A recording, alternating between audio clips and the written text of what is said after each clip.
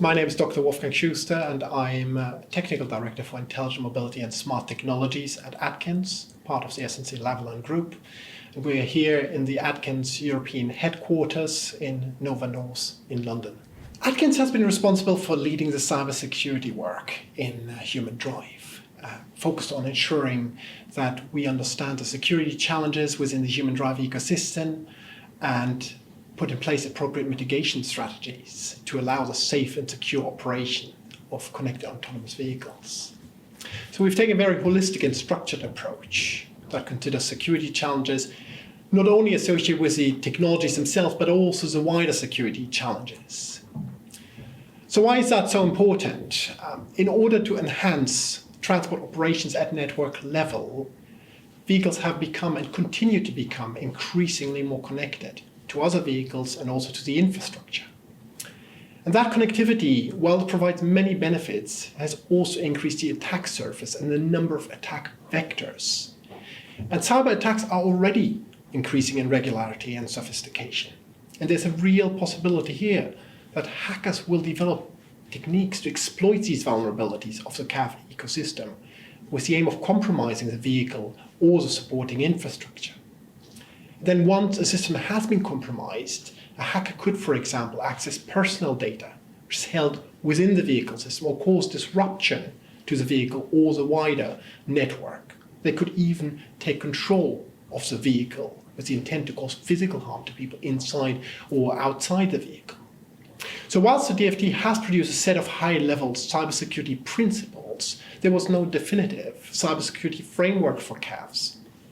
And Atkins's work has filled this specific gap and developed a tailored CAV cybersecurity framework as well as an incident response plan. I think what we've enjoyed most is to work collaboratively with our partners involved in the project.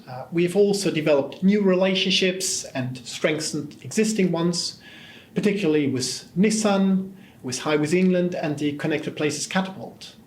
But of course, the biggest reward will really be to see the partners' hard efforts paying off in the grand drive later this year. Through our work on the project, we've developed much closer relationships with our consortium partners, and we found new opportunities to continue collaborating, including beyond the lifetime of the HumanDrive project.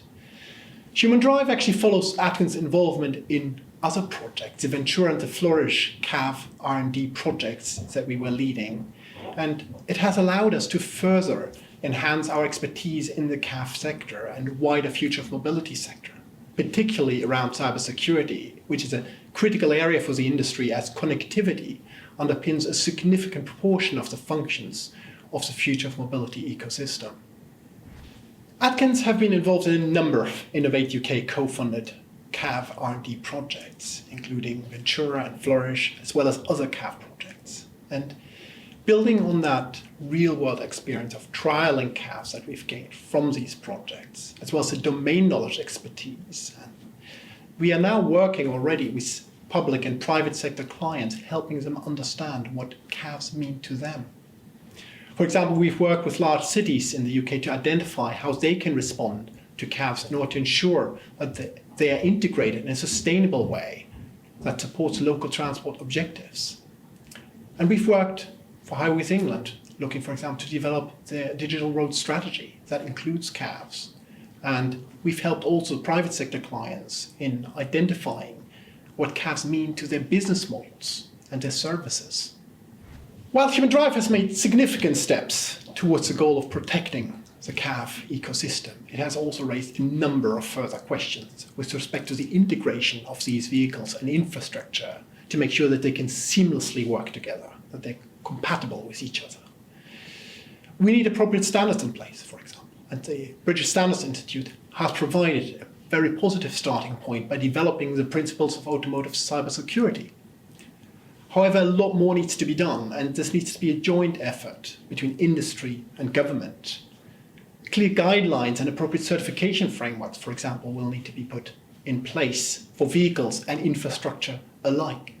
And a fundamental challenge in this respect is really the changing behavior of the artificial intelligence-based systems. So there's a question here whether traditional approaches to risk assessment and certification are adequate. As an organization, we're keen to build on HumanDrive and exploit the expertise that we've gained to apply to the wider future of mobility ecosystem, including the work with our clients on future of mobility zones, combining our knowledge with that we've gained from other CAV and future of mobility work. HumanDrive has made a number of crucial steps to enable a safe and secure rollout of CAVs on UK roads. HumanDrive, first of all, has developed solutions for CAVs to mimic real driver behavior that generate a sense of familiarity when using such a vehicle and hence are much more likely to be trusted and accepted by people. Additionally, HumanDrive has developed solutions to protect against security incidents and to respond to incidents should they occur. HumanDrive has made significant contributions towards setting the standards for a cybersecurity framework that will be fundamental to the development of end-to-end certification frameworks for the future of mobility ecosystem. Furthermore, HumanDrive has facilitated the rollout of CAVs across a much wider range of operational environments, which are representative of this typical end-to-end journey in uncontrolled environments. So I think it's fair to say that HumanDrive has made a huge step towards enabling the mass-scale rollout of CAVs on UK roads. We're already seeing vehicles with varying levels of automation on our roads today, although they're most limited to the lower levels of automation, able to perform specific functions autonomously. And these vehicles still leave the driver in charge at all times. We're also seeing a select number of vehicles that are able to perform at very high levels of automation. However, there are clearly still a number of technology challenges that still need to be overcome. The crucial questions, for example, with respect to the decision-making of these vehicles, with a number of ethical questions that remain to be addressed. There are also questions remaining with respect to the certification of these vehicles and supporting infrastructure, especially when the artificial intelligence-driven behavior is continually changing.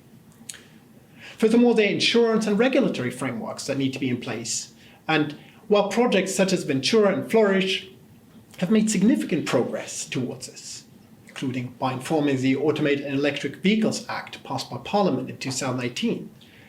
Significant more work needs to be done to transition to a framework that truly allows technologies rather than humans to be entirely in charge of these vehicles.